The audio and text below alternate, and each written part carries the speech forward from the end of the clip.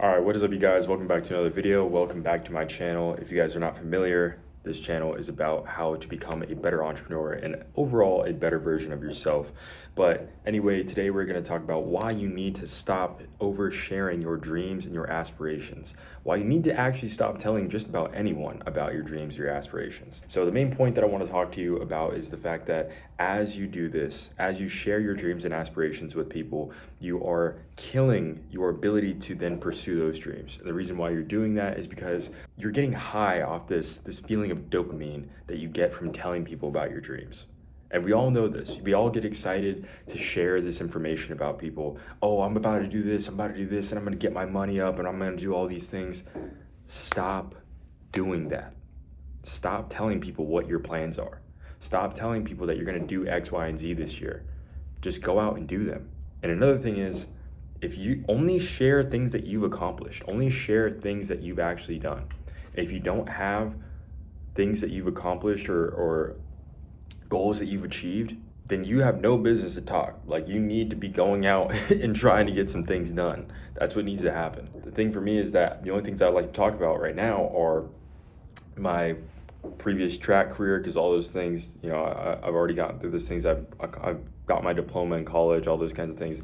Those are goals and aspirations that I've achieved. Everything that's ahead of me, I'm not going to be sharing publicly until I am either one, overcoming that goal, or there's nothing, I'm too far ahead for anybody to really stop me at that point. But now I want to talk to you guys about the reasons why you like to overshare and the reasons why you need to stop doing that. So the main reason why you like to overshare is because you want people to believe in you. You want people to say, yeah, you can do that. Yeah, you can. You want people to give you permission to go chase your goals. You don't need anybody's permission, nor should you be telling anybody for the sake of wanting them to believe in you, because it's nobody's job to believe in you. It's nobody's job to think you can do anything. It's nobody's job to even care about you in general, really, except for your mom and your dad. That's really about it, if we're being honest here. Other people aren't going to validate your self-belief, especially if they've known you for a long time, because it's going to contradict who they believe you to already be. Because you have to understand, there's already a perception in everybody else's mind about who you are. So once you understand that, you'll realize that you need to dial it back and shut up a little bit. But the next thing is that you want to inspire people. And that's understandable. Sometimes you feel the need to, hey, let me talk to these people about my goals, or let me see if I can get them to be inspired to try and move forward, because I'm on my path to do so. You got to understand, bro, people have a competitive bias when having conversations, especially if they view you as their peer. If somebody sees you doing something, they want you to be doing well, but not as well as them, or just not better than them.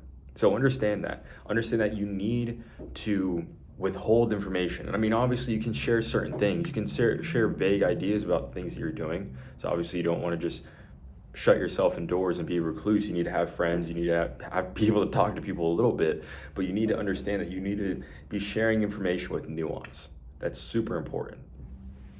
Now, the next thing is that you want to seem relatable. And it's the reason why people, a lot of times when they go to bars, like, they feel the obligation to drink, even though a lot of times you don't need to. Sometimes when I go out, I just drink soda water. That might be even a coping mechanism, because I feel the need to hold a drink in my hand. But the thing is that it makes other people feel comfortable as well, because they see that you're engaging in the same social dynamic.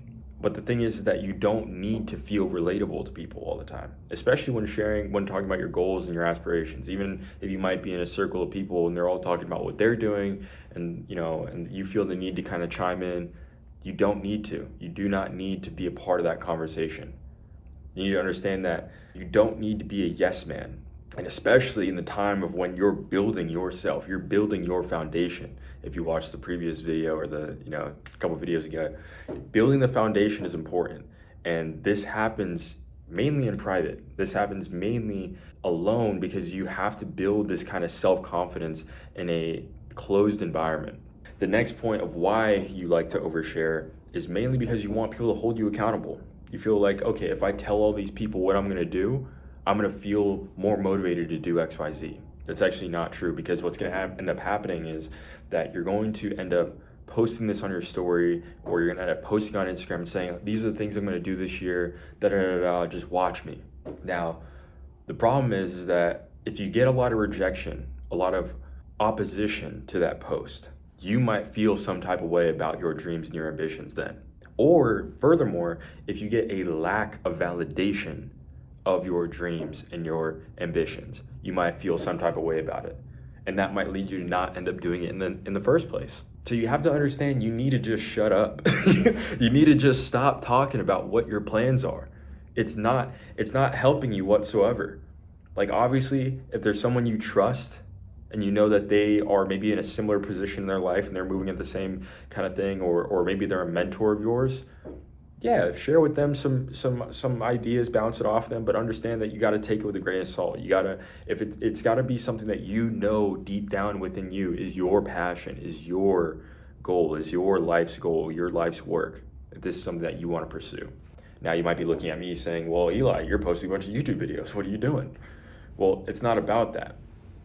Because for me, I'm just simply sharing things that I have fully integrated into my life and that I fully understand within myself. And that's why I have the confidence to come on here and post these videos, because I know that this is what I'm doing. Numbers don't matter to me. I could have 100 subscribers for the next year and a half, but that it is what it is. As long as it's helping a few people out there, then I know I'm doing the job that I wanted to do.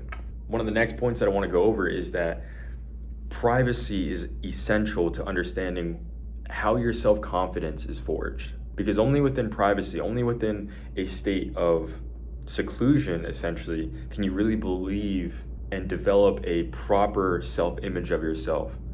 Because what needs to happen first is that you need to be able to view yourself as the kind of person that can achieve these goals.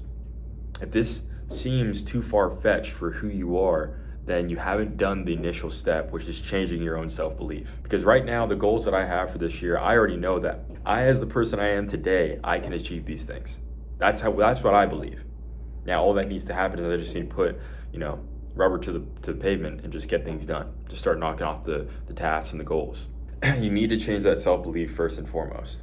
And that really only can happen in private. Because like I said, if you're posting online, you're gonna have too many external forces challenging that self-belief. And now that comes to the point of we often repress or suppress our desires due to the fear of the perception of others. So understand that social media is really a cancer at the end of the day. It takes a really strong-willed person to be able to go out on social media and post consistently and not allow it to affect them mentally and affect their own self-image. So what I want you guys to really do is think hard about what your goals are going to be for 2024 and write them down.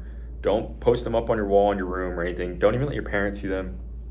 Write them down and put them in a book and just hide it away in your room. Because the reason I want to say that is because I want you to know the goals. I want you to look over these goals every day, every couple days, and remind yourself where you're going. But I don't want you to share them with anybody. Be very, very vague, man. Be very mysterious even. You need this. You need these things to make sure that you move along the journey in your path to success. Because privacy is key to building your self-confidence. Your self-confidence, your self-image is key to accomplishing your goals. So understand these things and get to work. Catch you guys in the next one. Peace.